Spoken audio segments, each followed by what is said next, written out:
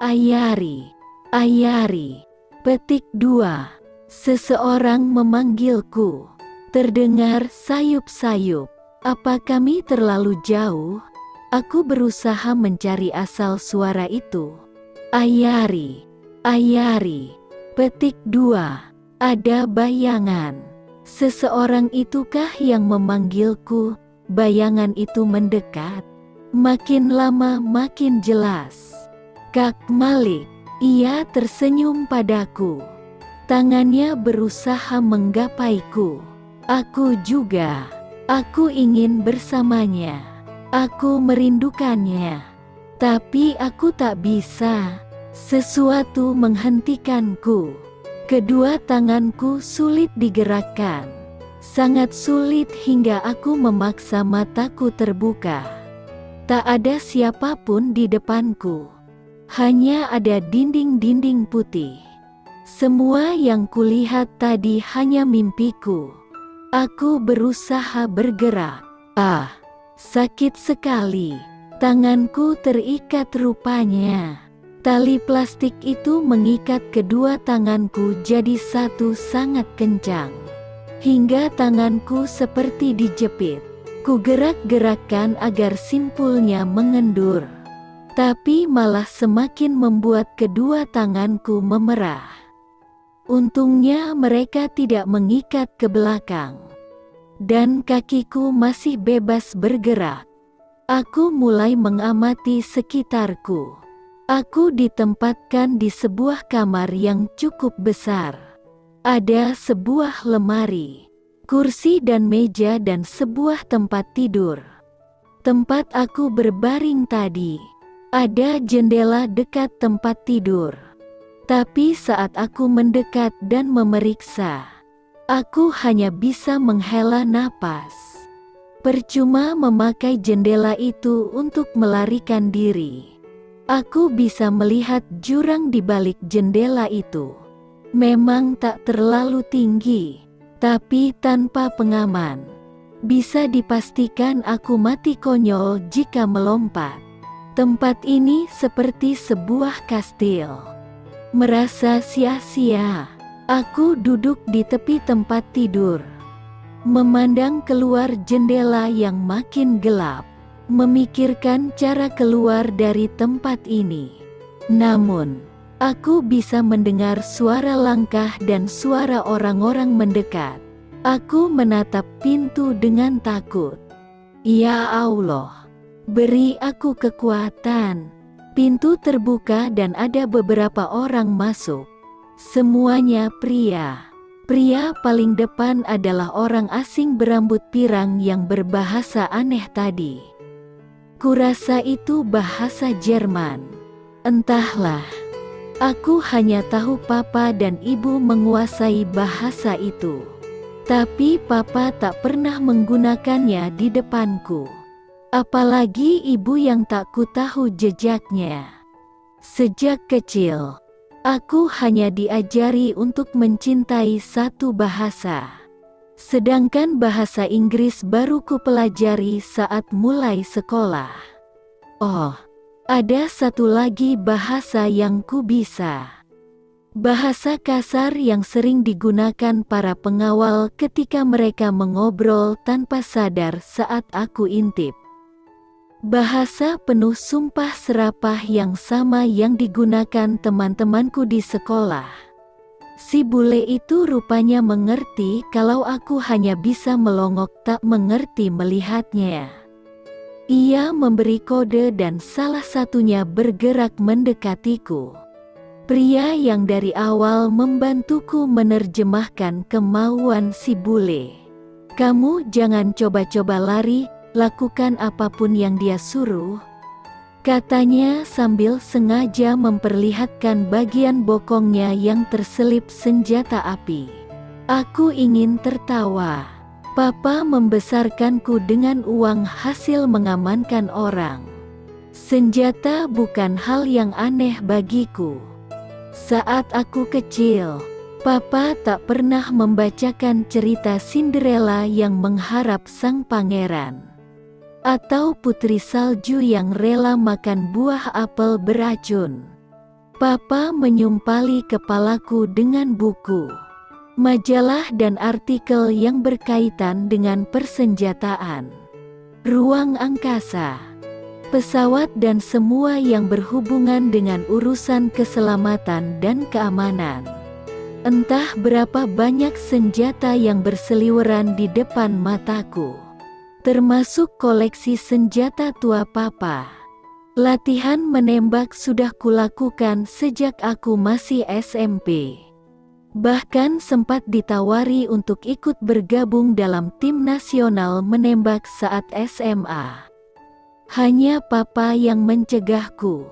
Maka, sekali lirik aku tahu senjata di pinggang si penerjemah hanya senjata mainan. Selain bentuknya yang sudah sangat jelas, senjata asli itu berat. Tidak mungkin pinggang kecil dengan celana yang kedodoran itu tak terlihat terganggu oleh berat pistol. Buat apa coba sarung pistol dibuat khusus kalau diselipkan di celana saja sudah bisa? Tapi itu tak penting. Aku hanya harus bersandiwara. Si penerjemah melepaskan ikatan tanganku. Ia hendak menyeretku, maka aku sengaja meronta-ronta, mengulur waktu. Plaakkk.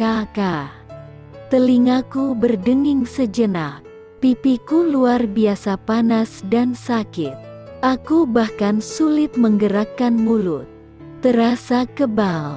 Saat ku gerakkan bibirku, terasa darah mengalir pedih. Tak sadar aku mengelus bibir dan pipiku yang mulai membengkak. 2 tamparan dalam sehari. Jangan macam-macam kamu, ancam si penerjemah. Aku memilih diam. Sakit di pipiku masih terasa.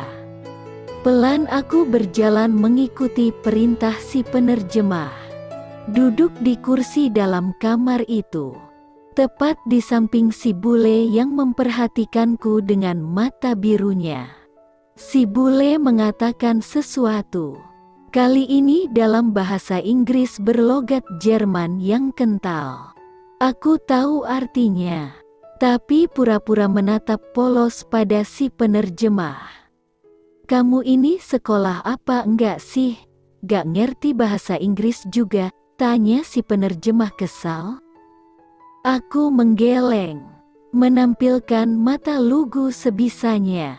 Melihat responku yang lamban, si penerjemah mengambil sebuah map coklat dari tangan si bule lalu mengeluarkan isinya. Sesuai dugaanku, itu dokumen. Hampir serupa dengan dokumen yang tadi pagi kutandatangani. Bedanya yang ini lebih tipis dan hanya satu. Mereka berbicara dalam bahasa Jerman yang cepat. Sulit bagiku menghafal kata-kata mereka. Keduanya mengakhiri obrolan singkat itu dengan anggukan. Si penerjemah menatapku. Kamu hanya perlu tanda tangan dokumen ini. Kep jarimu di sini dan semuanya selesai. Ini apa? Om, bukan surat kematianku, kan? Tanyaku pura-pura tak mengerti. Sengaja membalik-balik dokumen berbahasa Jerman dan Inggris itu. Sudah, kamu tanda tangani saja, perintahnya lagi tak sabar. Aku menatapnya. Boleh aku periksa dulu? Yang bahasa Indonesia? Tanyaku berusaha keras tidak tertawa. Ya Allah, saat begini aku masih berpikir untuk tertawa. Plak, 1 tamparan lagi di pipiku yang lain. Kepalaku seperti tertarik. Untuk sesaat aku tak bisa mendengar apapun. Bahkan ketika si bule seperti menegur si penerjemah yang menamparku sekali lagi itu. Sayup-sayup aku mendengar si bule memerintah, explain to her, Verdam. TN, jelaskan, jelaskan padanya, sial. Tepat saat itulah, aku melirik jam di tangan mereka. Pukul 6 sore. 1 jam lagi. Semua selesai.